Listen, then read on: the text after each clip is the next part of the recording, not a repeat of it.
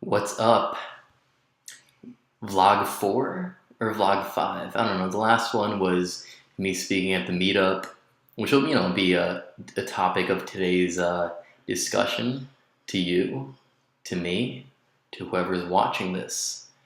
So if you notice, my facial hair has grown since, the last 2 weeks or so. I haven't shaved since the last video, and that's pretty fitting, isn't it? Because I worked my fucking ass off for that Ruby on Rails meetup, and I think for the most part it showed. I'm not, the most talented programmer, not yet. I don't have experience, etc. Yada yada yada, but I made do, and me and Simon, we worked really fucking hard, and that's sort of what I talked about in the last video, was that we want to put a lot of effort in, but we wanted to show. And I think for the most part it showed. I think when you have a slick design and you have, some jQuery, some Ajax, and, it actually shows a lot of the effort that you put in. It's almost like you need that design foundation so that once people have a certain threshold of, enjoyment or lack of scrutiny on the design, they can actually appreciate the things you're doing in the back end. And I think we definitely did that. Now I think it's like when I explained the APIs, they weren't like, why is your navbar retarded? No, now it actually looked pretty slick. So, I mean, my actual speech itself wasn't the most engaging speech. I really had this all mapped out in my head. What was I going to say? I was going to show my new HAML code as opposed to the old HTML ERB code, which is a giant clusterfuck. I mean, we totally refactored our code. The models were really thorough. The controllers were thin. The actual HAML code itself was really it's really streamlined, and I felt really good about it. We had a retarded amount of help during this project with Phil and Dylan. And the one regret I have in my little presentation, my little speech, was at the end I totally blanked out and forgot to thank Phil and Dylan for helping me and Simon out immensely. Yeah, fine, I did, a lot of the back end, and Simon did a lot of the design, but these two were so integral in, helping us out, being the invisible hand that led us along, just being encouraging, just being awesome people. And, I'm always going to remember when I look back on this course, years from now, however long, the one big takeaway will just be how amazing other people can be. I don't know, I almost came from an Ayn Rand sort of view that everyone was inherently selfish or something, but when you meet a guy like Phil and you meet a guy like Dylan that genuinely just want to help you and help you understand things, you see the good in people, and that's a big thing, and I totally appreciate it. It makes me want to pay it forward and help other programmers out, when I understand something, which is kind of rare. Our new project for Monday, I'm working with Alex on this project. I'm pretty sure Simon's sick of me, and not so much vice versa, Simon. So if you're watching, I'm not that sick of you.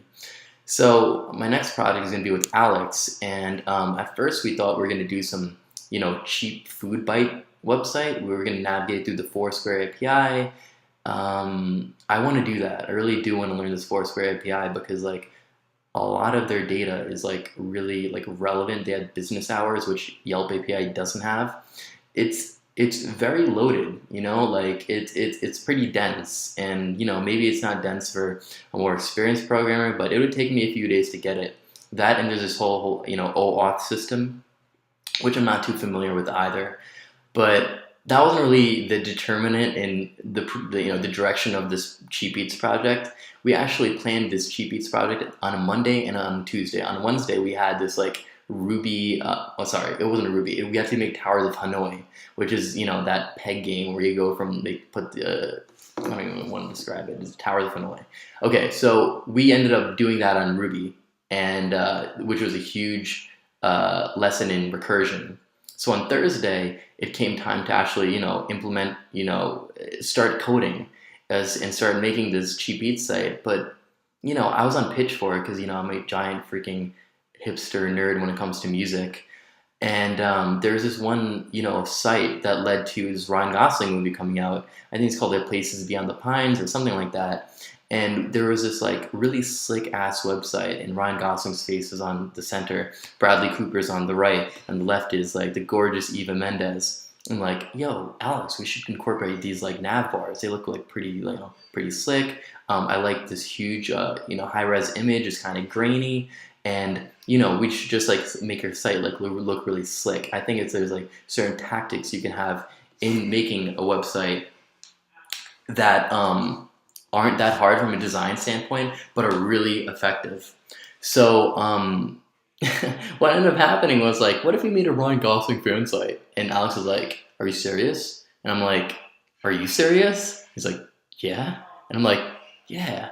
So all of a sudden we agreed to make a Ryan Gosling fan site, and okay, this is due on Tuesday, so I'm talking to you now. Hopefully next week I'll be like, this was sick. But as of now, we're using Twilio.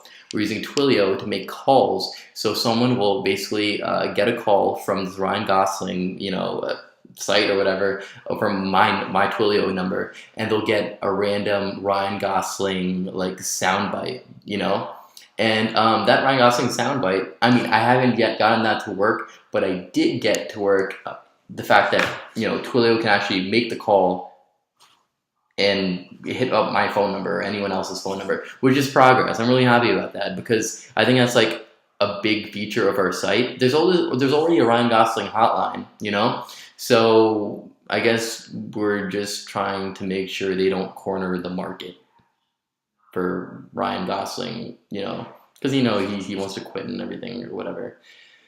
So in terms of progress in this class, it's about to end right now. I think I want to wrap up this video. I want to go out. It's kind of late. And till next week, peace.